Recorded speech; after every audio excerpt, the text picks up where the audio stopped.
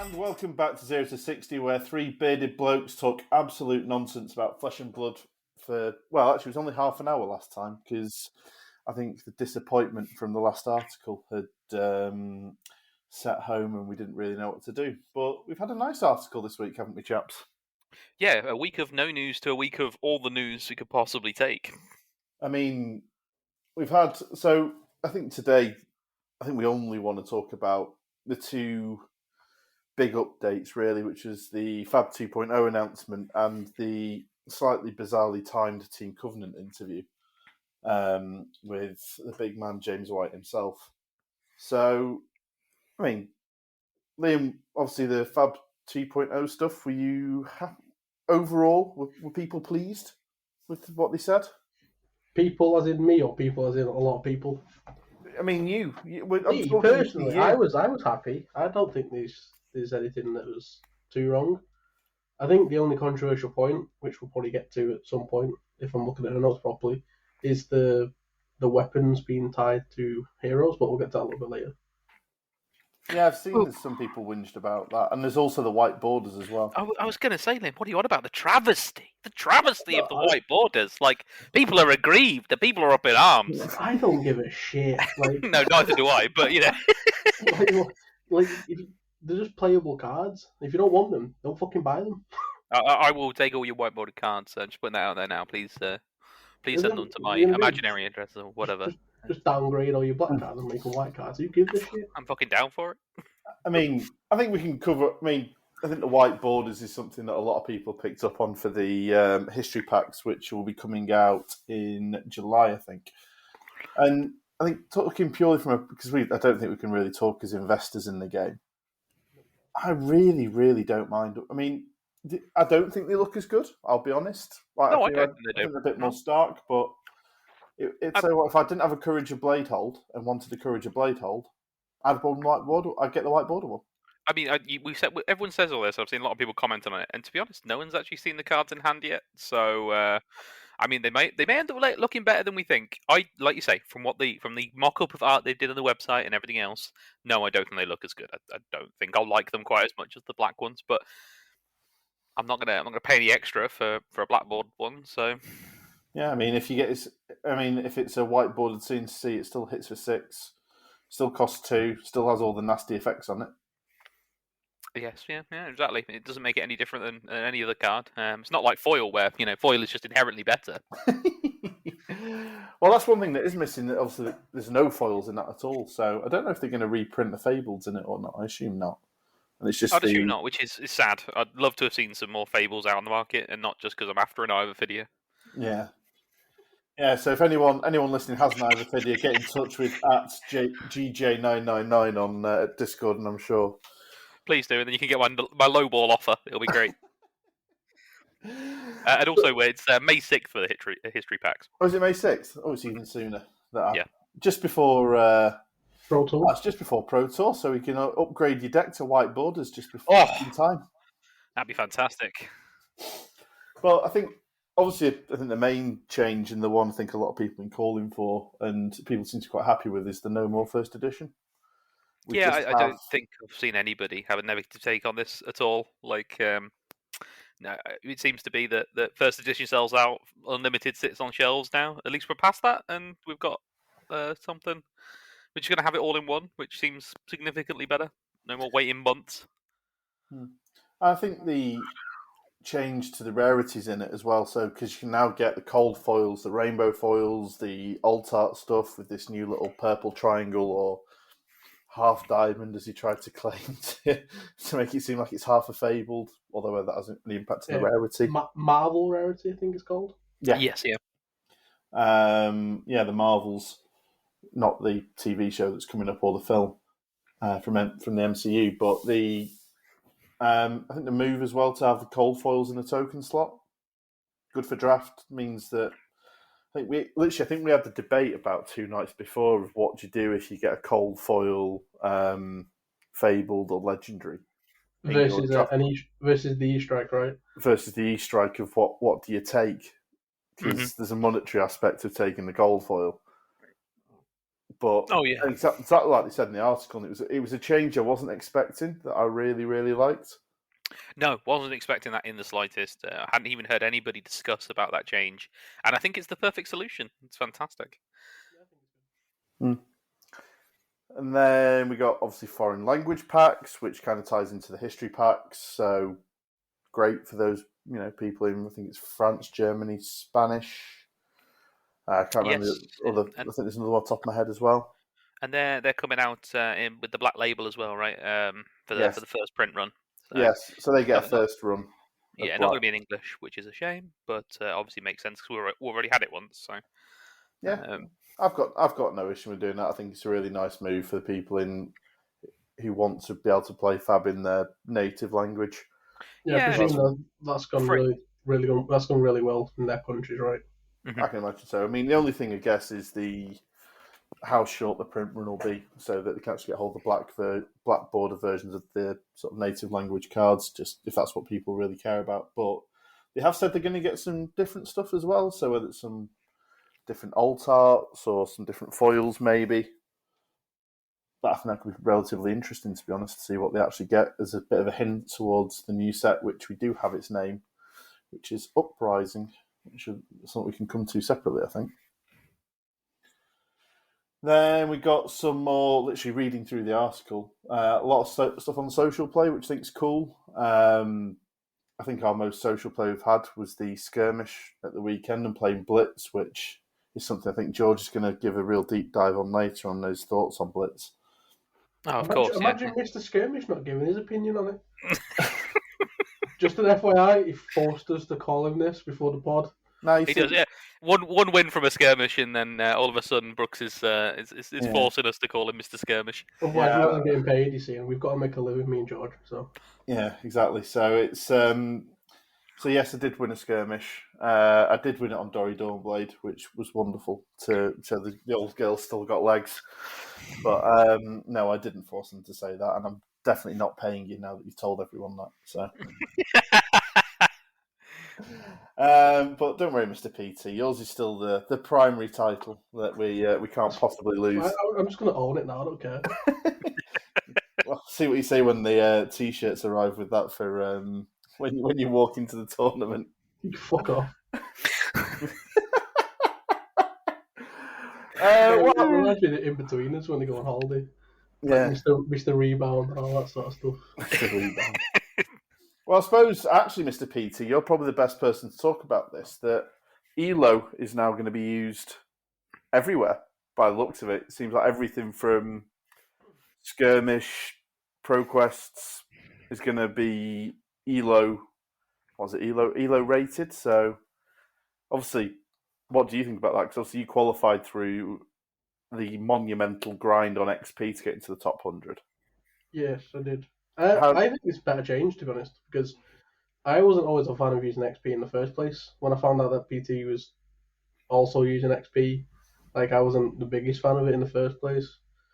I think XP can. I know, you only get XP by winning games, right? But I feel like XP rewards the grinders more than someone that would turn up to an event now and then and do reasonably well in, if that makes sense. I think there was an interesting point made. I think it was Arsenal Pass. We're talking about the rules, like if someone's now got, people are going to start having 2 gem accounts because they want to turn up and have a fun deck. But if they do that at something like a skirmish or a battle hardened and trying something interesting, like I know Simon Denning was trying a sort of blitz aura list that it's obviously not been played much. That are people going to want to risk their ELO by getting absolutely battered at one of these events, trying something different? Yeah, the thing is, right, it's only for events where there's qualification on the line. So, you either go to that event wanting to have fun or go into that event and wanting to qualify. So I feel like you've already made the decision before you turned up. So I don't think that actually affects anything. Yeah, I do think it'll make them a little bit more competitive, these events. I do think you won't see top players turning up with an off-meta deck because they've already won one the week before or things like that. But the only thing is that's what the K factor's for, right? It's meant to offset that, is that these are lower K factor events that prevent it having a massive impact on your ELO. Yeah, I mean, there's also the fact that, like, I've just lost my point. What was I going to say? No, it's gone. Ignore me, I'm honest. Fantastic professional podcasting. Oh my god. Well, the interesting thing for me is obviously if people are winning events and qualifying through ELO, and then they go to the events where they can get a higher ELO rating, does it eventually start to gatekeep that? But I suppose if you still got PTIs and stuff like that to get to the big events, you're still going to get new blood having the opportunity to get to those big events. Yeah, and also, I mean that is true, but you've got to go to these big events and do well, because if anything, they have a bigger impact. If you go, X and 5 or something, then you're going to tank your elo anyway, and it's going to be lower than somebody who's most likely gone to who's not really had that bad result, has gone to some pro quests and just grinded out good results. Yeah, that's really true. I mean, the only thing that I think I don't know about the ELO stuff is when it actually kicks in. So yeah, that I don't know at all. Like when they're going to be bringing this in. I'm guessing the next round of pro quests, maybe. No one knows yet. I think so. Events have changed on my fab. So my previous road to nationals that were never rated, I've now changed to rated, but obviously I've got no elo for it. So I believe it should start from the next pro season, which makes sense. So I didn't know if the calling, obviously for New Jersey account, I don't know if all the stuff that happened at the weekend with the blitz calling in Krakow were ELO rated something. But again, how does that work? Like, should a blitz calling affect my constructed elo? I assume it'll be a different ELO, right? Because it's blitz. Well, you've only got constructed and limited. At the moment, it's just the two. Yeah. So, and they haven't announced any intention to split it down further to blitz and classic constructed. But, I think it's interesting. I think that was the only thing. I mean, I think generally speaking, it was a brilliant article. It was, the stuff about the law. It was always something I wondered about. That obviously in every set, really, we've had like a tome. So whether it was a Gorgonian tome, tome of harvest, tome of divinity. Can't remember what the tome of the shadow one was. Tome of Arknight, Tome of Torment, and Tome of Findle is the ones you good old Tome of Torment. And there's such a good opportunity to have a series of books, which they kind of said they're going to do. The Tales of Aria being a primary one. You could have these things and just tell the story of, whether it's Solana and their kind of thing, or the Monastery, or I don't know what the Gorgonian tome would have in it, and actually have those as books that people can buy. I know George, they did a book for Keyforge, which again we both played before, and that was actually quite an interesting read, giving you a little bit more story about the Archons and that sort of stuff. So I'm really looking forward to that, actually. Obviously, I'm kind of more of a lore guy than you boys, but I mean, I always down to listen to some lore. I know, I just always sit there and listen to you talk about how much you love Dory and how much you made a mistake. I know, and it sounds like she might make more, which is even... Well, she did make another one, so she's done it twice now. She's got loads of people killed, and I still love her. You can't fix her, mate. You can't fix her. As one of my favourite films, it was First Night. You can't love people in slices. I just have to accept the whole package, and that's fine. You can't love people in slices. I've never heard that before, but I like that. It was a wonderfully terrible film from like the 90s called First Night with Richard Gere, and it had Sean Connery playing King Arthur. Wonderful film, but it's also terrible. And it's not aged particularly well. And then I think the two ones I'm most interested in then were the suspended list is now replaced the restricted list. And obviously, we already mentioned the signature weapons, so I think the suspended list is a good idea. This is banned until whatever point in time, or until this particular thing happens. Yeah, I think it's a fantastic idea. The ability to go, okay, this combination of this card is broken with this hero, or anything like that is just fantastic. To be able to ban it until a certain hero leaves the game is just great. I'd love to see that. Do you think the May announcement will have a suspension? When we get that in the ban, well, it's obviously now the banned and suspended list announced. I'm not saying nothing. I hope so. I say I hope so. I mean, the only thing is I could see him doing that if Istavo doesn't Living Legend and they don't just flat out ban him, which I don't want to see. I want to see him gone by the time we hit the PQ. So, well, he got one of the. He's one event. He's 1 for 1 now, isn't he? Because he won the Battle Hardened. Yep. He is, yeah. It's going to be the calling that's going to be the bigger one, though, right? It's that'll be the big determiner whether or not he can do it. I think when I did the maths, I think if he doesn't win the calling, he can't. Mm-hmm. No, he can't do it. No. Yeah, and I think he had to win that and 3 others because that was the mystical 190 that put him onto 1004 to get rid of him. And I think from what's been said, at least, it's not a particularly popular deck out there either. Were you saying that earlier, Liam? Yeah, well, I've seen a few conversations saying that Taiwan is actually big on Starfall, apparently. So the chances of winning the callings are already low, by the sounds of things. I find that quite interesting. I think different areas, different metas, right? It's like the Americans are always dead high on Dory, whereas like in the UK we don't see too much Dory. We just see like people like yourself playing. Just see the mad bastards who just think we will make it work.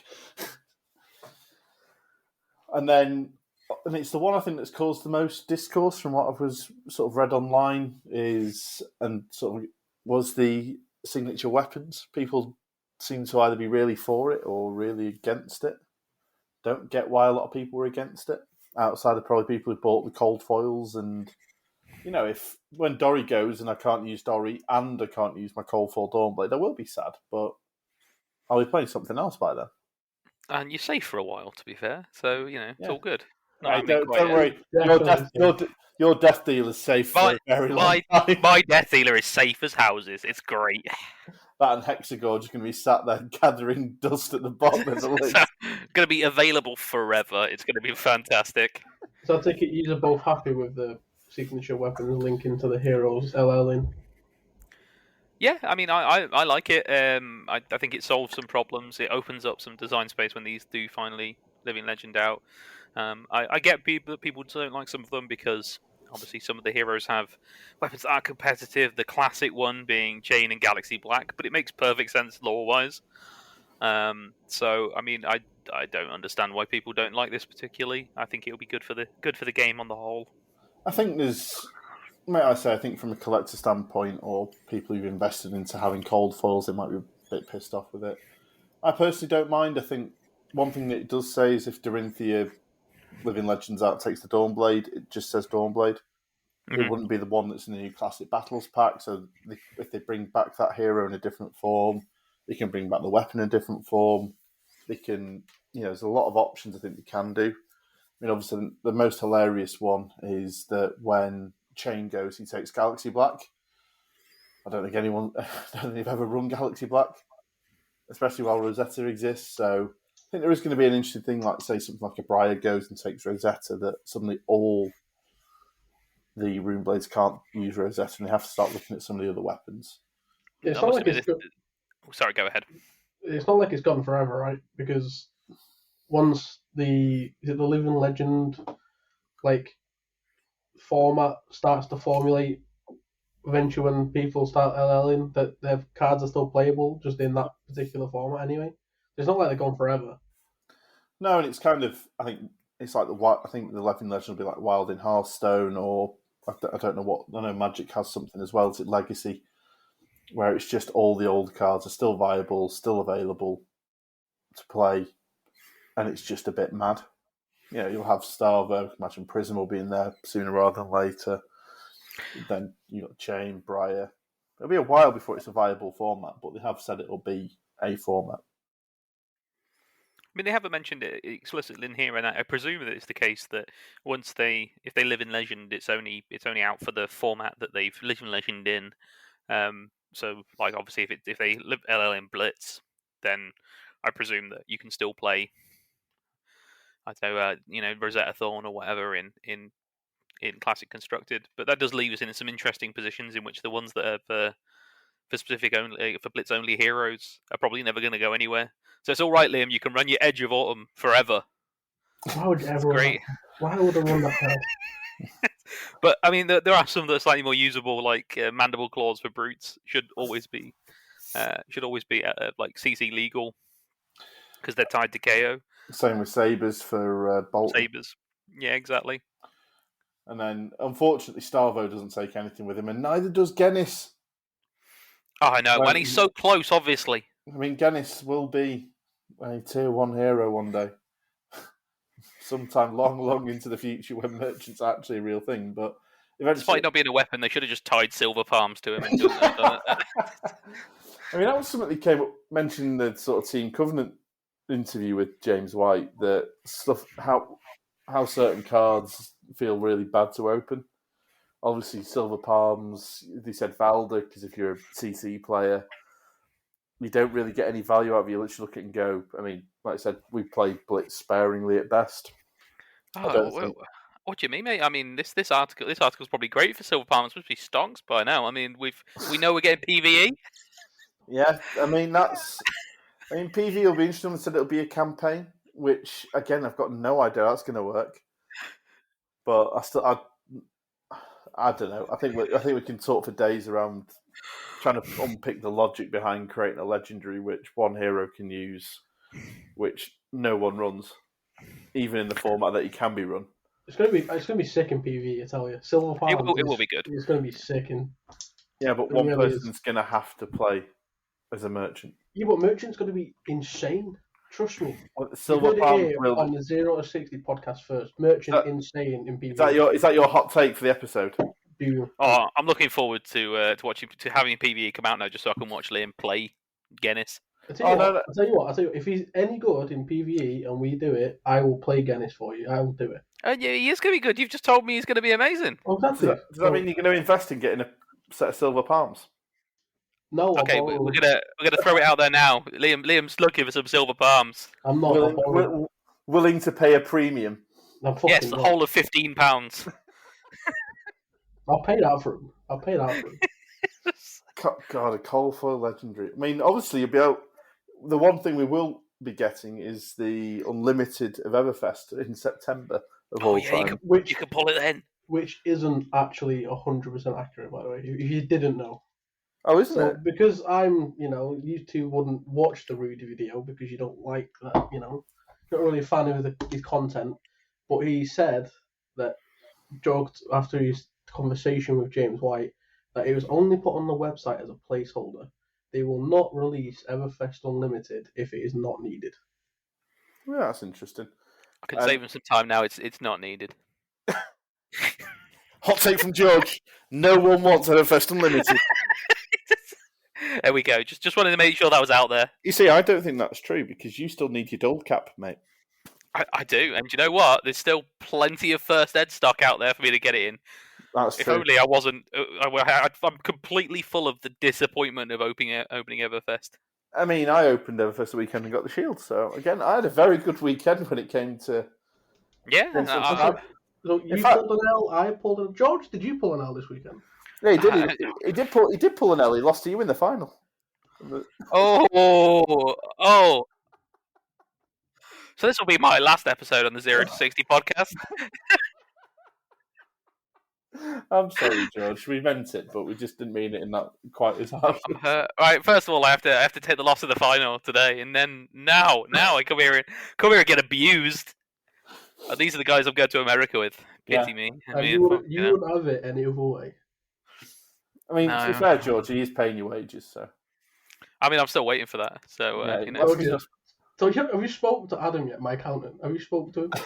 Well, yeah, obviously. I mean, then it's not my problem. I don't pay him not to pay you. Like, deal with him. And that's the funniest thing is he doesn't know he's your accountant yet. He does now. This is his notice, is it? Yeah, just so he's aware. Adam got it. Again, Adam, at some point we should actually get you on the podcast so people know who you are, rather than all these jokes. So I think that really covered off everything in Fab 2.0, unless anything particular. I mean, obviously, Commoner and UPF got mentioned, and social play being a bit more. Yeah, I do think Commoner's a good point to hit on. I think it's nice for them to have that efficiently recognised. I'm slightly sad that they didn't go for a format that actually included rares as well. Not just because that'd be awesome for me, but what is Snapshot rare? Yes, it is. Yes, good. It's also amazing in that format. But yeah, I mean, it's great that they've like recognised that, they put it out there as a proper format now, introduce some proper rules for it. I think that's fantastic. I think was going to say, that really should be the way we introduce people to Fab, because Blitz is not the way to introduce people to Fab anymore. Blitz is not a new player format. Yeah, we'll we'll come to that. Don't set him off early. But I was going to say, I do think we should. I hope to see some Bando restricted in nice and early for the commoner format, because unless people haven't noticed, I think Chain may well be the most stupid deck in commoner already, just because Seeds is legal again, Riftbinds are common. It's going to be some janky stuff. He'll still be able to run Rosetta. He'll be able to do all the nasty things that everyone knows. He's got perfectly good common equipment as well. Aether Ironweave's fantastic. Sutcliffe's as well. Vexing Quill Hand's an M, isn't it? It is an M, yeah. So he can't have Vexing. He's lacking an arm slot, but Stubby Hammerers is pretty damn good for him. Yeah, he's not going to be complaining for anything, is he? So, if they are, then they don't know they're born.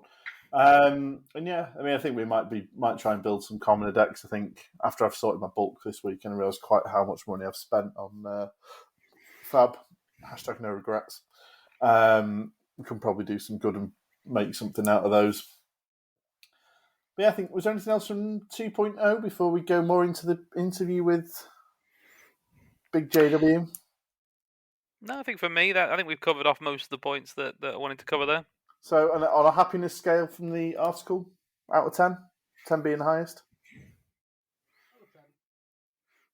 That's low for you, Liam. I was at least expecting an 11 or a 12. I'm very happy with that. I'm gonna go with a 9. Yeah, I'm very, very happy. I think I'm going to err on the happy side for a change. I think I'd go with 10. I think it ticked all the boxes. I mean, there's some stuff that I don't think really impacts me much, like the history packs.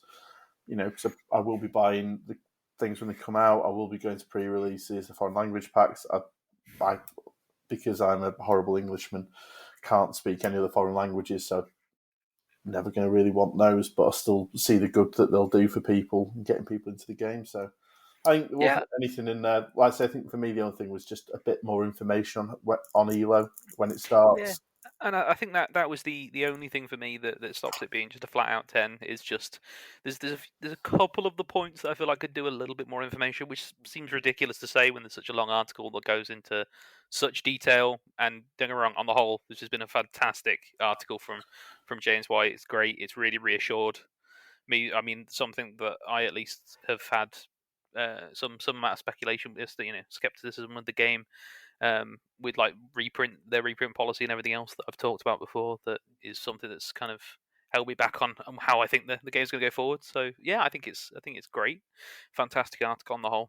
Yeah, like I say, I think a couple of things, a bit more information, but they can always release that as more stuff. But I think especially after the banned and restricted, our last banned and restricted, because it was banned and suspended going forward, I think it really upped my mood with the game and my opinions of where it's going to go and my optimism after, like I say, I think we'll go more into the Team Covenant 2 where they actually mention a little bit around the balance of the game and stuff. So, because the interview, it was kind of weirdly timed.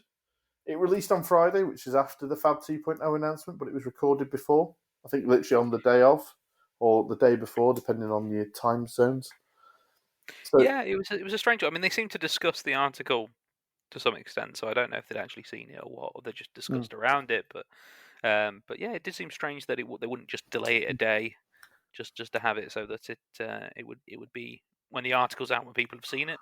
And to be honest, I think still it was a very good interview. I mean, obviously I'm a bit of a Team Covenant fanboy since they got me into this game.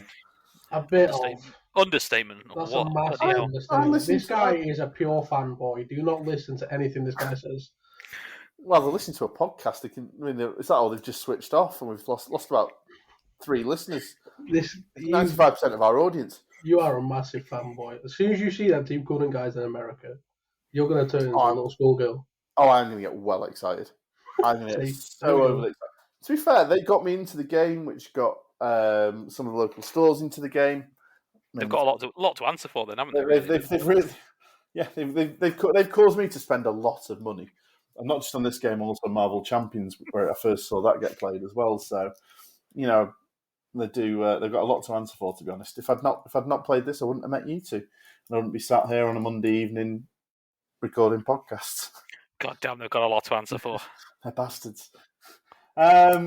So I think the main point that I got from the interview, which I've listened to twice now, and I still don't think I got all the points from it, was how sets are going to be released now. So it's just going to be booster, then supplementary. I mean, supplementary is getting renamed to expansion because it's expanding the card pool, but it's still the same thing. And I'm not sure how I feel about that. That's things I was slightly mixed on. Why? So I think for me the best two formats are constructed and then the limited formats. CC works fine. I don't think that. I mean, obviously, Everfest had a big impact. It gave us Starvo, and the other things have had impacts. But I still think I prefer the limited aspect. I get more excited about doing a draft. Unfortunately, I missed a draft today that you boys, seem to have a whale of a time at, and I don't get as excited about a supplementary release. I know, but you can't just have draft sets. No, I think this. I personally thought the way to do it was going to be approaching it as a year and go draft, supplementary set. Because that's what they've done the last 2 years, and maybe I've read a bit too much into that. And obviously, Everfest got delayed. But I think it's felt like a very long breaks between having some new classes and something like that, or something remarkably different. Because I don't think supplementary sets on the whole deliver that, outside of Starvo ruining things for everyone.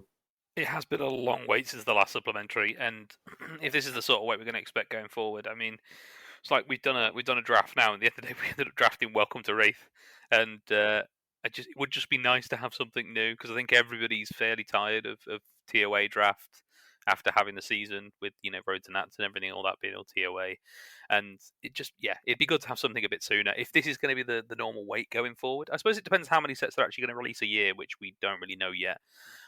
Depending on if this system works and how well it's going to be. But that's one thing actually with just to hark back slightly to Fab Boy 2.0. It's an interesting one with the history packs of how many they're going to cover, because we believe they're coming out once every 2 years. Well, they said biannually, which technically could be every other year or twice a year, depending on which way you read it. Yeah, which is interesting, because I mean, if it's once every 2 years, then it's not going to be a lot. I mean, I presume then it must be twice a year, in which case I suppose we would be expecting 3 sets every half a year or every year to them to keep pace with that. I don't know. That's what I'd assume. My guess would be, because I know the next one's 2024, which is 2 years, so I read that it would be 2 years. But at the same time, I think that it'll move to a thing where I think when something's out of print, I think the next year we'll probably get it. So I think that gives all the people who are in the game at the time more than enough time to get the cards, especially now we don't have 2 editions of it. And then after that, just have a history set, which I think works nicely. But so obviously, Liam, you mentioned then you didn't seem to be too upset by booster then supplementary. No, because the reason why I think you're upset with it is because you didn't like Everfest. Yes, if you would have got Crew as a supplementary set, you're standard is what I mean. Crew is an extremely good supplementary set, right? There's so many good cards, so many playable cards, and it changed the game as they knew it back then. I was like, we're around. But if you'd have got that standard set in Everfest, then I feel like your opinion would have been different. No, I get that you love draft, and I get that the same draft set can be a bit stale as someone who hated TOA draft. But I feel like a good supplementary set in the middle will definitely shake it up enough to make it feel like the gap isn't as big. I mean, there's a point there that if it's a good supplementary, Crew was a very good set, especially, just wearing my warrior hat, you got stuff like Spoils. I also got Courage, which you wearing your warrior hat? You mean the Helm of Sharp Eye? And that's enough for today, folks. But do you know what? That's a perfect example, right? Courage in one set, Helm of Bleeding Sharp Eye. I think I disagree with you on this one, Liam. I don't think the quality of the supplementary makes a difference. I think it's just about having a draftable set out now. I mean, am I right in saying that Monarch is officially out of print now? Is that? So I mean, technically, we've only got one set that can be drafted that's in print. It's just TOA. That's it. And if we're gonna do a draft like for events or anything like that. I mean, probably going to be an imprint one, which only leaves really one option. I just think it'd be nice to have more frequent draft sets and give us more options for things like that, just to have easy access to the draft. Yeah, I'm kind of think I sit somewhere in the middle because I think, like I say, a good supplementary set really does shake things up. Oh, absolutely. But I just think just doesn't replace a draft set. Oh, it doesn't. And but you can't just work off just draft sets. So you can't. There's definitely a place for both. So where is the ideal situation, George? I mean, it depends. Again, it depends how often product's going to come out, right? I just think for me, the wait between draft sets this time round was too long. I 100% agree that a good draft set's amazing, and a good supplementary set is really important, and everything else.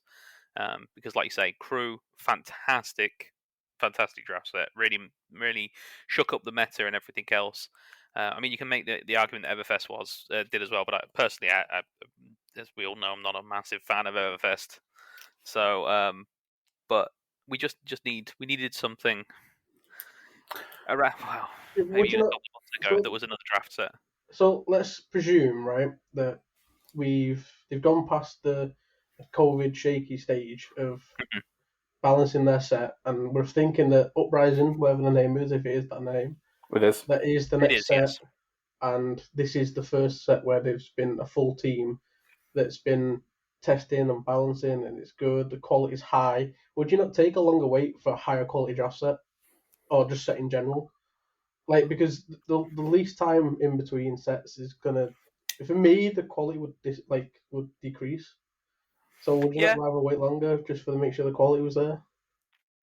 Yeah, sure. I mean, I can agree with that. Like, obviously, you want to make sure that whatever they're doing, they're releasing a good quality product. It's just unfortunate that means that we suffer from not having like draft really as a viable format. It's like I really enjoyed the idea when like the top tournaments were a mixture of drafts and CC. Sadly, I missed nationals, but it looked like a fantastic tournament to be a part of, with a really interesting. And I don't think necessarily TOA draft is the best, most balanced format for it. Like, I'd love to see a tournament where there's WTR draft, which I just think is the pinnacle. But it just means at the moment that all the tournaments are probably just going to be CC the entire way through, because we haven't got a draftable set. Well, until Uprising comes out, right? Oh, till Uprising comes out, and then I'm guessing the next season, probably the next Pro Tour, will be a mixture of draft and CC in all likelihood, which will be great. I think that'll be fantastic. But it's just a bit of a shame we couldn't have that for Pro Tour 1. I think because realistically, because they've announced the next set is obviously draft, and that's going to be Uprising, which is out in June. Then our next set of the year is going to be supplementary, and I can imagine that'll be October time. Sounds about right. Which means we're not. Well, after this, we probably won't get another draft set until February. I mean, if the quality of this set is that good, then draft shouldn't get stale for that long anyway. And we don't draft that often. No, but I think we don't draft that often because we've done a lot of TOA draft. Yeah, that's what I mean, right? Yeah. But like maybe 4 or 5 months. If you did like 1 or 2 drafts a month, it wouldn't matter. I don't think you would get too stale of it. Maybe 1 a month. I mean, the logic that James White gave behind why they've moved to saying this is going to be the way forward is because they don't want people who are, let's say, a Ranger main or a Warrior main, that if you don't get support in the booster draft set, that you're going to get some. Like, obviously, TOA changed the game in that it was the first set without generics. So if you, as a Warrior player, there was no cards for you, because you didn't have an elemental hero and you didn't have and your hero wasn't in the set for base cards. So it's to try and give every hero, at least every so often, will always get more cards to play with. Like I say, I think I'd just prefer a bit more draft. I think if they move to 4 sets a year, and it was so you guaranteed every 6 months you'll have a new draftable set, and every 6 months there'll be a new supplementary set, I think that would probably be the way that I'd like to see it if I could choose. Otherwise, I prefer booster, draft, because I don't think the quality of the sets, assuming that they're all back and they've said, Starvo's a lot stronger, obviously the Dustblade thing, and that was when they were in the depth of their COVID problems. If they can iron those out and they think they've learned properly that this is what an overpowered hero is going to look like. You're always going to get a tier 1. It's always going to happen. Dash is one he pointed to in Arc, came out the gates as a tier 1 hero. But as long as their power level isn't so oppressive, then I think, and they've learnt that lesson, then I think having two drafts a year is more interesting to me. I just think that you always have to wait 6 months regardless, because if you do draft supplementary, you still have to wait 6 months between the one before and the one after the supplementary regardless, so I don't think it matters how you spin it. So, I mean, the only thing is at the moment, right, so it's going to be, we know that it's going to be supplementary, then a draft set, alternating as such. But then, I mean, it depends, again, how many sets we're getting a year. If it's, say, 3, then we have one and the, one and the other. It just feels like there's going to be a fairly long wait for those in the year. I don't know. Yeah, I suppose it's always the same, but it always works out the same. It's still, yeah. But I mean, if that's the case, if one's coming out every 3, like say, if we do 3 a year, you're talking still one end of the year till the start of the next year for the next draft. It's quite a lot. I think I'd sooner see 2 booster sets a year, like Brooke said, and just say 2 of those, then 1 supplementary would be my preference, just to have that. So I think, I mean, like I say, if a supplementary set can shake up the meta enough, like Crew did, and not shake up the meta in the way that Everfest did, then I'd probably happier with it. But I generally don't think you get as excited because there's not going to be too much interesting. And then it's quite interesting that James White even said they're unhappy with the current meta because it's not evolved. It's just since Everfest, it's been Starvo and Prism. I think he even said if you want to beat Starvo, it is stronger than expected. But if you want to beat them, they've got all the data, which they shared some interesting stuff. But he just said, sleeve up your Spectres. What happens if you don't want to play Prism? Yeah, and I mean, the community's known this for a while, right? But unfortunately, at least it's nice to know that Ellis has recognised the fact that currently there's pretty much 3 classes right now, and that's about it. Anyone else is just not competitive, so it's good to hear that they know that, and hopefully, I'm hoping this means that the banner restricted in May will start to try and address some of this, but I guess we'll have to wait and find out.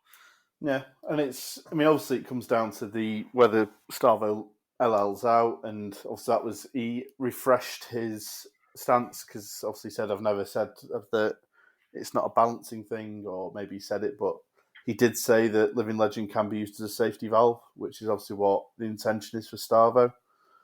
That if a hero genuinely comes out too good, like we said with Chain, he said Chain wasn't the problem, Seeds was. And once they banned Seeds, he was at a far more acceptable power level, which is probably true. He's still bloody good because it's just always going to be a good hero power, and it's always about 1 card away from being broken.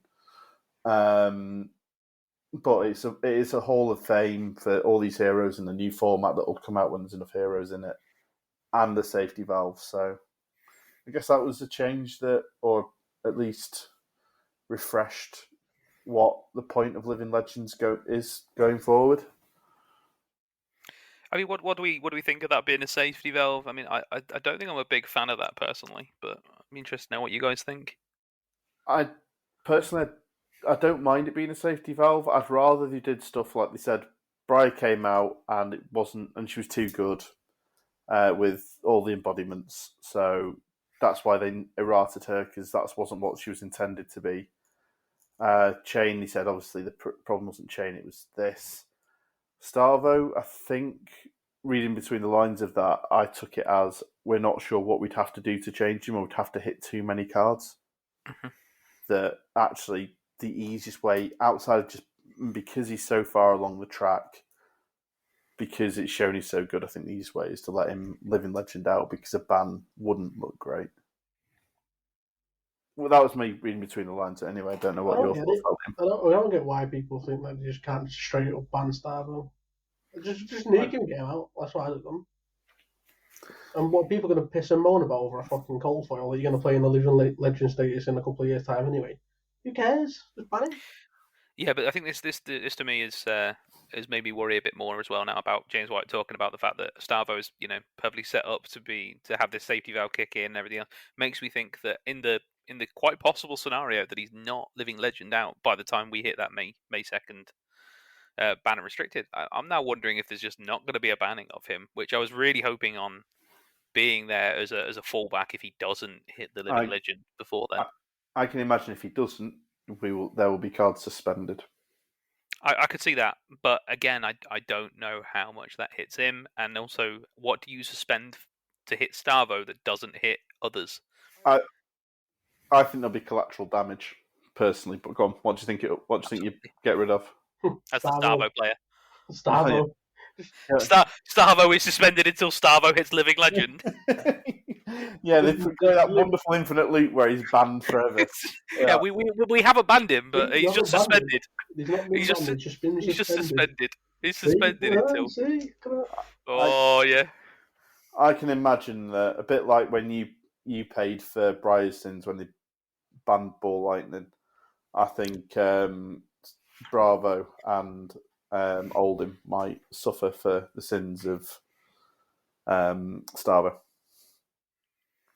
Yeah, I think there'll be some mecha shake up by then. Oh, sorry, carry on. No, I say because they can be suspended until he's gone. The minute he's gone, they get their cards back. Just fucking ban him. I agree with you wholeheartedly, Liam. I just think after hearing this interview with James White, it just like I say before, if you'd have asked me, I think it may even be last week on the pod after speaking about it last week, I was like, if he doesn't hit Living Legends by then, I'm so confident that they will ban him, that this is them kicking the can down the road and not having to make the hard decision now. Now it feels like they've come out and said this is what Living Legends is supposed to do. This is, he is going to be caught by that, and if he isn't before May 2nd, now I'm not 100% confident they will. I think they're definitely going to do some bans because that was the wording on the article from last week. They said there'll be a new meta, but I don't think that'll necessarily be a Starvo ban. Yeah, which I think is one of the worst scenarios. I think, like I say, I think they will do something. I don't know. I hope they'll do something. I don't know what that something will be. And like I say, it'd be a shame if he doesn't Living Legend out because people just go, I'll just sleeve up my Spectres and then we've just got to deal with a load of Prisms, which then means we've got to deal with a load of Viscerais, and then Starvo comes back and it's just that loop of... But the fact that they acknowledged it wasn't a fun... They're not happy with the meta because it hasn't evolved, it hasn't changed. It's just been Starvo and Prism because there isn't really a good counter to what Starvo does. There's not a good counter to lots and lots of auras. Even talking to people who play a Prism, they're not even scared of brutes that more because they're now forced to roll scab skins, which as much as they can hit a 6 or a 4, you get 2 or 3 action points. They can just hit a 1 and lose the turn. Unless you're generating action points, you're not beating Prism. It feels like at the moment. Well, you could just play brute and get a push the point dice. This is true. And then you guaranteed 6s. Shout out to push the point guys. Yeah. Liam's now banned from rolling this dice locally. And then I think one thing, obviously, it's kind of leading into eventually the Vexing Malice for you, is that obviously the stats that they've got now, because they record what heroes people use at events, and obviously what events people are at, 50% of people who played in skirmishes didn't go to a pro quest. As obviously the current manager of the 0 to 60 data team, I'd love to get my hands on all that data. Yeah, wouldn't that be fantastic? Yeah. Just to actually see stuff like, what are the win rates? Because they know, to say if you want to beat Starvo, sleeve up Prism. They've obviously got enough data to be confident that this is actually what the matchups are like on a global data set. How fantastic would it be, to be fair, if on a yearly basis they gave us like an anonymized data dump of all the for the year? That'd be fantastic. That's something I'd actually really like. I'd take one. I'd take that as I'd be as happy with that as a draft set. I'd be going through that for weeks. What am I doing? I'm not drafting because there's no new draft set, so I'm gonna be in the basement crunching some numbers. Excuse me. I'm looking at my Excel macros. I've got a lot of work to do. I think that sort of information, I think, would be really good for them to share more of that, because I think it's just really interesting. Because it shows us a clear difference now, whether it's because there wasn't as many pro quests as there were skirmishes, or whether it is that there is a genuine set, a large base of people who are just blitz focused and a lot of who are CC focused. I think that's the sort of information I think was just really cool to see, and like hero breakdowns globally, and here's what the matchups are. I mean, I think that also just shows between like a casual and competitive player and what the split sort of is in the community, right? I mean, look at our local Manchester scene. I mean, I think we had a lot of players locally who turned up to the local ProQuest, but I mean, there was only a small subsection of us that travelled, right? Like, whereas for the skirmish, we've had a few more. We had a lot of local players come out for those that are just very casual, that are either new or anything else. So I think it just gives a bit of a local, a casual and competitive split. I think for that, and probably shows you the difference in the data there. Yeah, plus just blitz. But I think we won't go into that now. Yeah, well, we've got one more thing I want to go through, chaps, before we let you loose on the Vexing Malice section, George. Which obviously we've kind of alluded to. The next set is Uprising, so with absolutely no information, where do you think this set's based? So obviously we've had Aria, we've had Solana, we've had the Demonastery.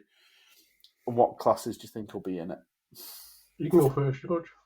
Sure, yeah, I'll take this one. I mean, where it is, I guess. But just so you're aware, your opinions will be recorded for when it actually comes out and see how. And I'm looking forward to being horrifically wrong.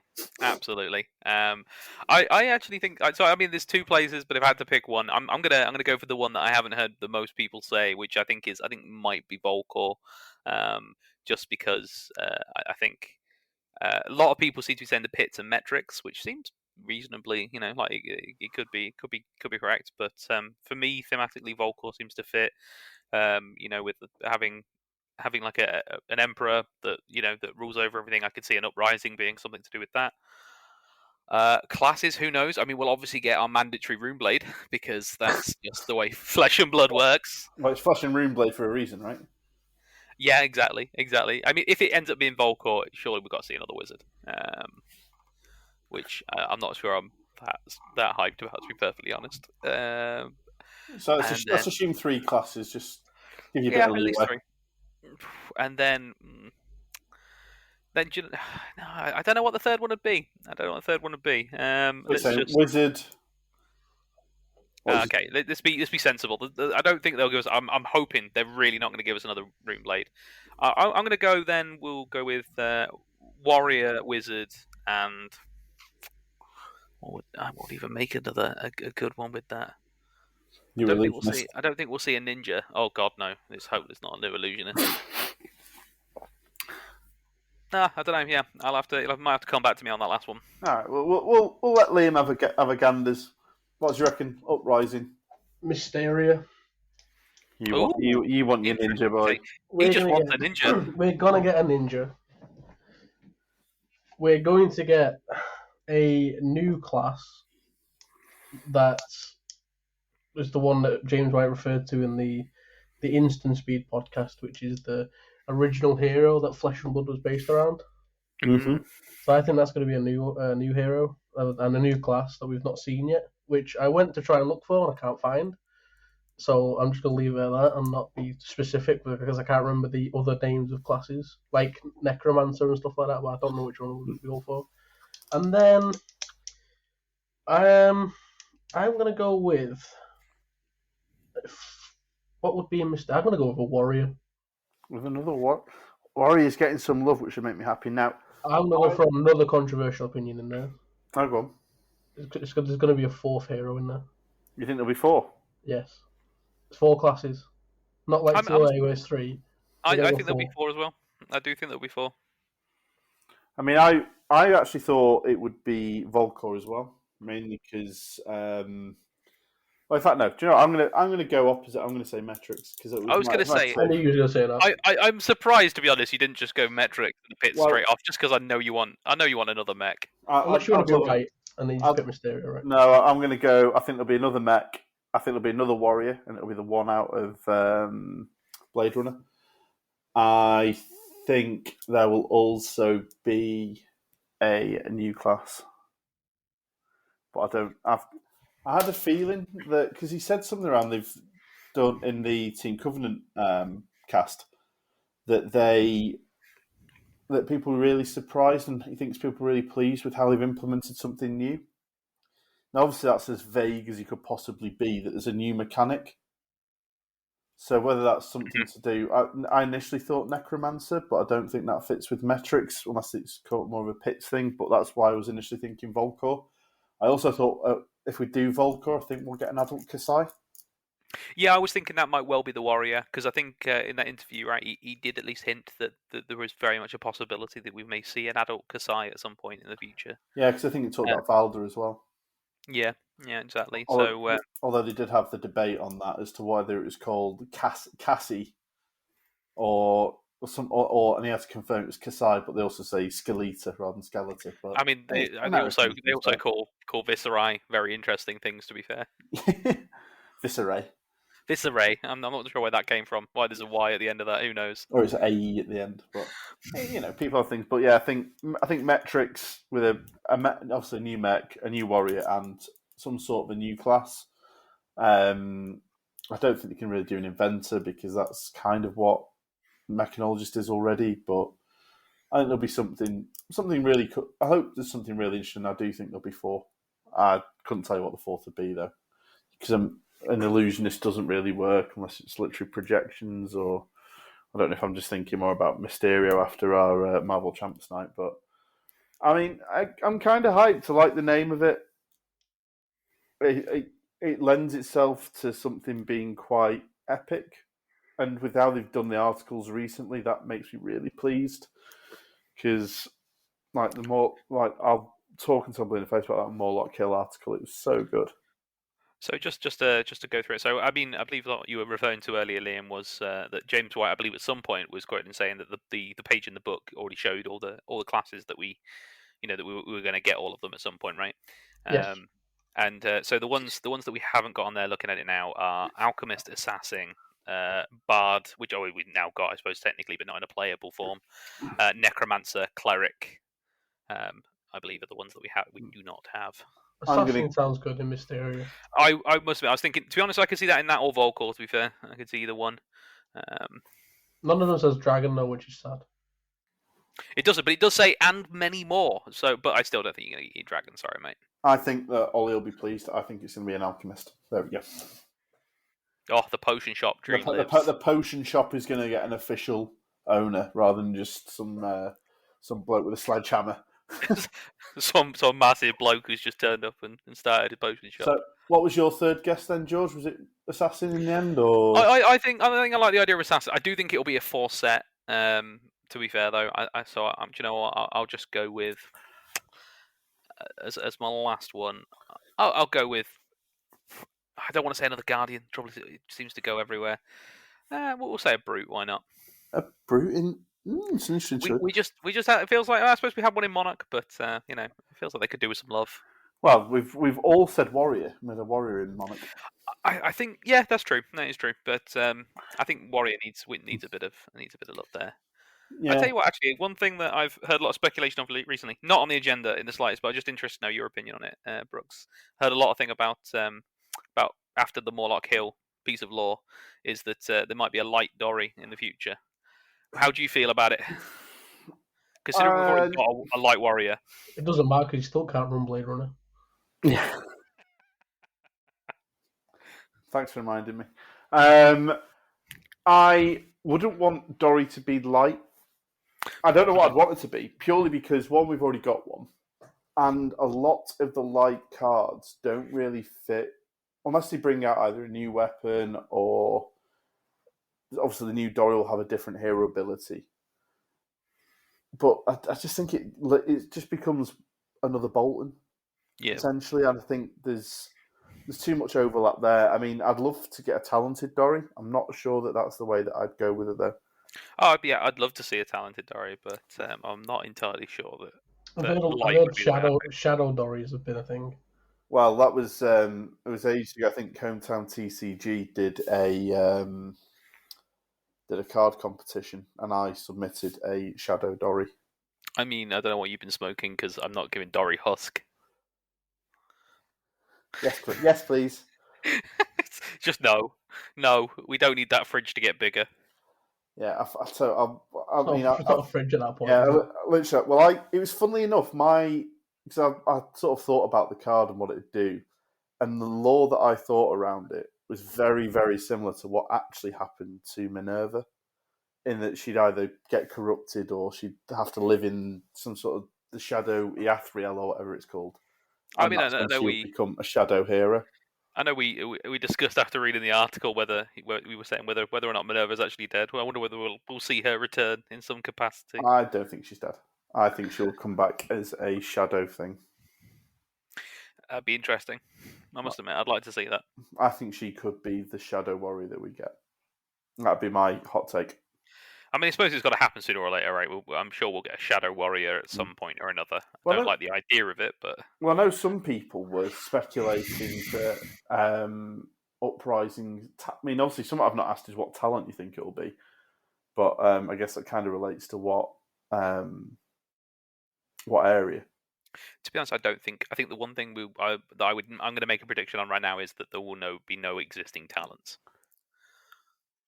I mean, the only thing... It's my main thing would be is if it's Volcor, if they do elemental, but it's just different elemental cards.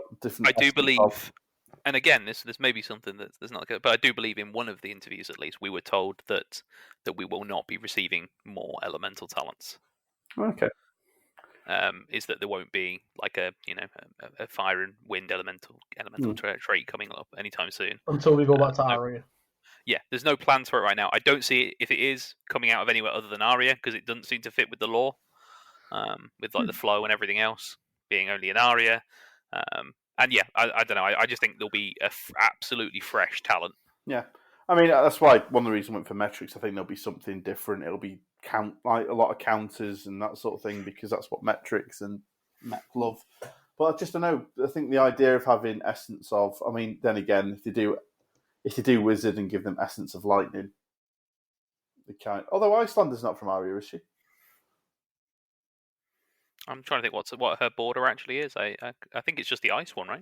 Yeah, and she's I guess it would be Aria. And she's just essence of ice. But I think part of me likes the idea that they just have these essence of, and kind of eventually there's crossover and it gives them a bit more scope for. But then you have to give essence of lightning to wizards potentially if they do essence of fire, but. Yeah, I also feel like it invalidates a lot of Kano stuff. To be perfectly honest, if we just start, yeah, that's true. If we start having a lot of his stuff is already very heavily themed that way. Yeah. She does has the Aria border. Oh, she does. She does, yes. That's fair enough then. But I mean, to be honest, I'm not really bothered whether they do it that way or they give it a completely different mechanic and they go a bit deeper than obviously ice is a lot of dominating frostbite, lightning was a lot of go again, and the shocking channel thunder steep. I just wouldn't want to see another set of potential elemental cards coming out either. I think let's go and explore a different pool of cards, not give heroes access to even more just generic elemental stuff, even if it's not particularly useful. Hey, you want to remove? Was it reinvigorate? The one that you could play as instant if you'd done something, if you'd fused it. Rejuvenate. Rejuvenate. That's it. Yeah, invigorate was a different card. Invigorate, yeah. It was the +4 if you fused. Yes. Yes. So, I mean, was there anything else you wanted to cover off? The article, the interviews, all the other stuff that's gone on this week? I mean, from the interview at least, it was nice to see that they're saying that some things weren't supported quite as much as they should be. They're aware of that. Who knows? Maybe we'll get it at some point in the future. It'd be great. Well, we did find out that Ranger wasn't supposed to be it wasn't originally planned for Arcane Rising. Whoever knew? Why Azalea was so bad? Yeah, because she wasn't supposed to be there. Yeah, but, at least I remembered to give her arrows. That's nice. Give her a bow and no arrows. It wouldn't surprise me. Well, would it worse? A bow and no arrows, an arrow and no bows? I think I'd take the bow and no arrows. Yeah, but you can't fire arrows unless you've got a bow. Well, you've just got no weapon. You can still play non-attacks. At least if you've got the arrows and no bow, you've just got a load of cards you can't use. But yeah, no. I mean, I thought it was quite interesting because obviously there was a hero there originally. Depending what, obviously we don't know what that hero was, but there were obviously Azalea wasn't supposed to be there. Yeah, I mean, it seems like they really mixed it around. Obviously, we discussed when we were talking about Uprising, just the fact that that we had a hero that's now coming out in the next set that was originally supposed to be in WTR. So they've obviously mixed it around a lot from the original design stages, which is, I mean, it's worked out well, I think, particularly for WTR. Great format as it is. I assume that means that they initially were going to have classes in WTR. Sorry, not classes, talents. Talents. Yes. Yeah, they were. One of them was going to be Ice. Yep. There you go.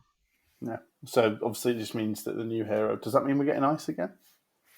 No, I don't think so. Or it'll be whatever this one was in their new talent. But I think, like I say, I think it's been a really positive week for Fab. I think the article was great. I think the interview was good, if, like I say, slightly oddly timed. But I don't think that really detracted too much from it. Outside of some of the questions were obviously a bit irrelevant by the time, obviously, we got the article. So, well, I think there's only one thing left, George. It's time for you to have your chance, after your Saturday experience of playing Blitz. I think. No, let's seen you at round 3, I think it's time for your Vexing Malice. It's not to mean this. My opinion on Blitz at this point was well formed way before this weekend. It was just unfortunate this weekend was a Blitz tournament, and that's all we've got going on right now, on the whole, and therefore it just made it a more miserable experience. But yeah, sure, I'll talk about why Blitz is James White is saying in a good place. Sorry, you couldn't see the air quotes there, but they definitely existed. So I mean, Blitz at the moment feels like a completely broken format for me. We've been told it's all well and good and fine by James White. I don't think so. I think the data that they're looking at is partly from the skirmishes, and where we have seen multiple heroes doing well, but I think that's to do with the fact that skirmishes are fairly local events, that a lot of people are playing heroes they just know and love and want to play, and that's why they're doing well. I mean, our local skirmishes had some very interesting metas and weren't all won by Viserai, but I think as soon as you see a large Blitz tournament, it's just absolutely Viserai dominated right now. I think he's completely broken the format. Blitz is in such a terrible place that games very rarely last past like round 2 or 3.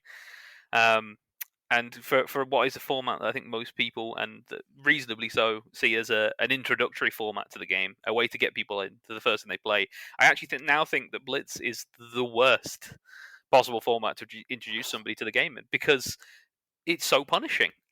If you've built your deck even to have even a couple of bad hands, there's no chance for recovery. You just lose on the spot. That's it. You need an unbelievably consistent deck. So that's very punishing. You don't get a chance to replicate. To come back. Sorry from any of your mistakes at all. It's just if you make a mistake in the game, you're probably too far behind. There's no pivot turn because the amount of damage that heroes can put out now, and it's not just Viserai. To be fair, there are multiple heroes that can deal 20 damage in a turn. And Viserai is just the one who can probably do it the most consistently, I think. But yeah, I mean, when we had our local skirmish, the number of games for myself as well that didn't really go past turn 2. I mean, I had one game that finished on turn 0, which is ridiculous. I mean, admittedly, obviously it was against Kano, so it was only a 15 damage turn, but still, it's a ridiculous thing to have happen. It's just it's a very broken format. I wish it was in a better place. I started playing Flesh and Blood by playing Blitz, and I wish I could recommend that new players do that now. In fact, now I'd say, do you know what? Take a bit more time, sleeve up a CC deck, and try that instead. I think it's in a much better place. You're better off playing the off-meta heroes in CC than you are in Blitz. I think that's complete. I think there's nothing I can disagree with. I mean, you only have to look at the call in Krakow. 300 people. It's just over 300 people. 100 and odd people turned up on this. 105 Viserai out of 313. Yeah. Yep. Yeah. And I mean, the vast majority of the top 8. It was 64. It was 32 out of 64 in the top for day 2. It was 5 out of 8 in the top 8, and it was 2 finalists. And obviously the winner. And what am I right in saying as well with that? I think pretty much the rest of the top 8 was apart from that mainly Wizards that were trying to prey on Viserai. Yeah, it was 5 Vis, 1 Icelander, 1 Kano, 1 Olden. Yes, that was it. And yeah, not a particularly diverse format. And I do think that obviously Elitis are looking at some data, but I think they're looking at local skirmish data where you're not seeing actually Viserai players turn up or players just playing whatever they want to play. Like I was saying before, then if you look at our local skirmish, what did we have? We had like a Rhinar, Alexi, or maybe even two Kanos and a whole bunch of other stuff that was just very off meta, and it ended up being I think Alevia made our top 4. Yeah, that's sadly something. Yeah, but so I think you got to the stage where I think a fair deck. I'd class the Dory deck I played was a fair deck. If I'd played more than one Viserai, who I think made some very bad decisions, I wouldn't have won. No. I think the format's in a place right now that a lot of very good fair blitz decks can't compete. I mean, I think the premier example for me is Kasai. Kasai is everything I want a blitz deck to be. She's very powerful. If she has the time to build up a copper, she can do a lot of 2-card hands. There's like the game feels like there's some sort of interaction when you're playing with Kasai. But unfortunately, in the format at the moment, when she should be at her absolute best in blitz, now she just had Everfest and got loads of support. She can't compete. Yeah, she'll win the occasional event and everything else, but on the whole, she can't compete. You put her in a room full of in a room with Viserai players. I think she loses that matchup most of the time. Yeah, and I've been blown out multiple times. Multiple times I've been blown out playing Kasai, and it's why I went to playing Dory. Not because I thought I'd be able to compete, but at least I'd enjoy it. Enjoy playing the game and get blown out on a hero. I'd still enjoy it, but not as much. Mm-hmm. I just think, like I said, I think Kano's a constant problem in Blitz because he banishes off the top, he can kill you in CC. In the right way. Yeah. I mean, Kano is a problem. The only thing for Kano feels like, to somewhat extent, at least doing it that turn 1, is the consistency, right? Because he has to run the reds in his deck. If he happens to hit those, he's not going to do much. And at least he's got that disadvantage of a lower life total. Whereas it's for Viserai, it's just he doesn't have to have the lower life total. He's got a ridiculous amount of armor block, for a hero that can output the amount of damage that he can output. I mean, it's like if you look at a comparison to the deck that I'm playing, obviously playing Ranger, it's like, okay, yes, I have an insane amount of damage output that I can do turn 1, but I don't have the armor block to fall back on, so I take whatever damage I'm going to take. And he has absolutely everything. Yeah, he has it all, which I think at the moment just needs changing in CC. The only thing is, at the moment, I don't know how they fix the Blitz meta. Because of how many heroes are capable of killing somebody turn 1, I'm not sure right now what changes they need to make. They can hit Viserai, but then does that mean we just see other heroes take his place as being... I'm just not sure how you slow the game down to the point where it goes back to being what it was and what it should be, which is a nice new player intro format. I mean, as we were saying in the main part of the podcast, maybe Commoner is that now. Maybe that's where we should be trying to bring new players in at. I mean, it's interesting. I was about to ask you how do you think you fix splits? And because I've battled with that, and like I say, I think outside of localized metas and outside people getting lucky with other heroes, 90% of the time it's going to be this. It's not fun. I wouldn't recommend anyone play Blitz as an intro format. Outside of its pre-con decks, which tend to be a little bit more balanced, probably still not as much. I just think everything is far too fast. You're not going to learn about the game if you're getting killed on turn 1 or turn 2. No, exactly. There's no time to learn. There's not even a huge amount of like seeing the interactions and everything else. I don't know. Like I said, I don't know how you fix it. And at the moment, I mean, at the skirmish this weekend, I was chatting to a player who had a pretty bad experience in the Blitz tournament and was trying to convince him, instead of hanging up on the game, was to come and give CC a go. Just because I was trying to get the point across that I think it's just a much better place to be right now. The game's not over. You can not over after a turn. You can genuinely have a bad turn, which I still think is true in CC, and still come back and win a game. But yeah, I really don't know how you fix it. I really don't. I'm just not sure what you do at this point. Yeah, like I say, I mean, Liam, I don't know what your thoughts are. Blitz sucks. Done. Thank you. Thank you for being so concise. It's why we keep him around for these fantastically intellectual points. It's just these little sound bites. They're really what we need. After what you just said, there's no point in me adding anything onto it because I'd probably just be repeating people's points. So I'm gonna have that little bit as my text tone though. It's just like Blitz sucks. Just Liam. Yeah, I think the way you fix it is by making Commoner a much bigger thing, and then think about that to stop Chain from just having access to all his best tools again. I mean, as not fixing Blitz, but having a good intro format. I do think the best way to do that, like you say, is if on May 2nd they put out a pretty comprehensive suspended and restricted list for Commoner. I think that then becomes a really good intro format for people. I mean, one thing they did say for Blitz is they know that because they are now balancing the game for CC, which is wonderful, rather than for sealed, there will be cards that are appropriate in CC that aren't in sealed now. In Blitz. So there'll probably be cards that they'll suspend or ban. I can imagine Revel in Runeblood is going to be pretty high up on that list. It should be for certain, right?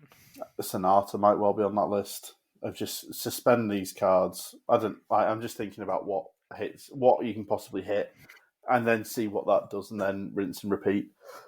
Honestly, I think that's the trouble, though, is that at this point, I'm not sure how long the list would have to be of cards to hit. Or just ban Runeblade, right? I mean, that'd be great. Let's just ban that Flesh and Blood. If you just banned Viscerai in CC. Sorry, in Blitz, not CC. Ban him out both, it's fine. Yeah, just ban Runeblade in general, but if you just ban Viscerai or suspend him until you can work out what the hell to do. What other really... I mean, like I say, Kano's always got it off the top, potentially. But he can also die because he's got such a low health total. Even Dory can output 12 in a turn quite quickly. I do think that'd go a long way to doing it. I still think the format's just going to be very fast-paced on the whole. But, I mean, that's not necessarily a bad thing. I think it'd help a lot. Yeah. I don't know if anyone else can think of any other classes that you think would become absolutely egregious. I mean, I suppose all of them have some sort of weakness at that point. I've seen some egregious stuff done with Prism, but then as long as you've got 6s to pop stuff, it's probably not so bad. I mean, Rhinar can still output turn 1 kill, turn 0 kills, but they have again, it's the same as Kano, they have to draw the nuts. Icelanders can seemingly do relatively well at times. Recently, obviously got to the top 8. You can look at Warriors very fair. Both Dory, because she can't output 20 damage in a turn outside of having a 5-card hand and set up really well. Same with Kasai. Bolton needs to get charges in his soul. Yeah, so I mean, maybe that would fix it. Don't know what Guardian's like. Well, Oldham's I think outside of Viscerai, Oldham's the best hero in Blitz. Yeah, I think that's probably true. I think if you just removed Viscerai from the meta, I think Oldham would probably be the best deck out there. It might be. Would that be aggro or control? Both. I think the control one potentially then get almost an item dash coming back. I mean, maybe, but I think the only thing that's keeping that out, keeping the control all amount of meta right now is Viscerai, right? I mean, just the fact that he can play OTK. That's what I mean. If this disappears and you get a control, maybe control dash comes back. You suddenly get a control dash because there was a couple of dashes on Saturday. I played 3, which was bizarre. Oh, they were dashes, right? They weren't control dashes. No, no one's trying to play it now. No, I think if you had a control deck there, that's the reason that she's got such a good matchup at times is if a control deck, because she can output so much damage off so little with 2 plasmas and she can still do all the boost stuff. You just be a bit more careful. You don't have to quite rush down. You've still got payloads. I mean, you can be a really good deck. You can do a bit of it, right? But then you kind of half and half. In which point, if you boost too aggressively, you lose your items. If you don't, I think I'm not sure you can do both in a blitz deck where you can't sideboard. Yeah, I don't think you can do both. But if it turns out you go into an Oldham, you think it's going to be a control aggro, a control Oldham, and it's not. You can switch with that list, but it's probably not. it's not going to be as optimized as an aggro dash. I don't know. I just don't think you change your game plan. I think you just try and ride it out. Yeah. To be honest, but I'm not sure there's that much room in Blitz for actually changing that. Changing your game plan up. You've just got to try and do what your deck does well and hope for the best. Like Viscera is one of the few that can switch between an OTK and an aggro, and I mean even then he doesn't do it that well. It's not really an OTK, is it? It's just player read the runes rather than pitching the read the runes or blocking with the read the runes. It's that pretty much. And then playing Grasp instead of Vexing Crowhand, but even in Vexing Crowhand can still take part of an OTK with a Mordred tired, right? So exactly. Do you think having a sideboard would make a difference in Blitz? I think I'd quite like to see it. Just, I mean, if we're assuming Blitz is still a new player friendly format, I'd like to see it just because it would introduce new players to having the concept of a sideboard. Whether it would allow a bit too much flexibility, I don't know. Well, you can just limit it, right? If you say, right, you can, you've got all the equipment slots stay the same. You can have 11 pieces of equipment. You can have, I don't know, a 6-card sideboard. So it's considerably less than CC. You're not changing out half your deck. But, you can change out a couple of rotations of 3-ofs. Then I think you're in a good spot. I think that'd certainly be interesting. I'd like to see him explore something like that, maybe. But well, I say I'm trying to think of ways that you could make Blitz not quite the egregious hot mess that it currently is. Yeah, I think like we were saying before, banning Viscera is a good first step. From that, I mean, maybe you don't just ban a hero. You hit a couple of his key pieces. Skeletor definitely shouldn't be in a Blitz format. There's definitely just a couple of cards from each class. We mentioned Guardian before. One card that I 100% do not believe should ever be allowed in Blitz is Pulverize. I'm not sure there should be a card that hits for nearly 3/4 of your health in Blitz. It just seems ludicrous. Yeah, I saw some people playing Pulverize at the weekend. I was just like, no, that's nasty. Yeah. You can have 2 of because it's not. It's pretty mad. I mean, like, it doesn't even feel bad turn 1 right now. If they just throw a Pulverize at you one way or another, it's just pretty nuts. It's like in the battle hardened, right? I got pulverized into pool. Yeah, I mean, and that's perfectly possible with Awakening, right? I mean, that's exactly how we did it. Yep. He awakens the Pulverize, and then you get hit for 18, which is all but 2 of your health, almost guaranteed to kill you as long as it's not turn 1. And even if it doesn't somehow, you get a -4 on your next hit, and there's no way you can block it out unless you're sitting on multiple unmovables, and even then, I think you're going to struggle. Yeah, it's an egregious card at the best. It's nasty. It's bad enough in nasty. CC. Yeah, but I'm not sure I'm a big fan of it in CC anyway, particularly with the fact that Awakening exists. But in Blitz, just why do you allow this card? It should 100% be hit on a Blitz banned, restricted, or suspended list. I think that's a really good call for a suspended list for Blitz. I think Sonata, because it still does exactly the same thing. It's not the problem. Skeletor's the problem. I would sooner see Skeletor hit as well because of the. I don't think they should have a block. I think both. No, Sonata's a fair card. Oh, if you can't just suddenly reduce it by the amount of rune chance, then yeah, fine.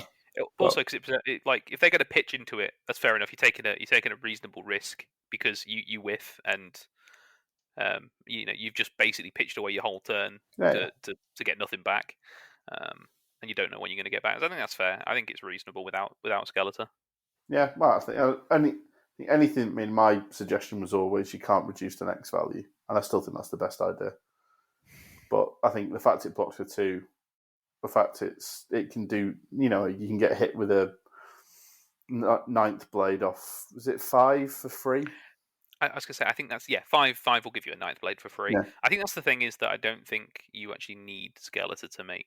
I don't think you need Sonata to make Skeletor incredibly powerful in Blitz. Yeah. Just having a cost reduction that can be theoretically that high is insanely good. Well, I think at the weekend I got hit. They broke Skeletons. They then played Movrian, which I looked at that and went, oh my god, thank God. They just wasted 1 reduction.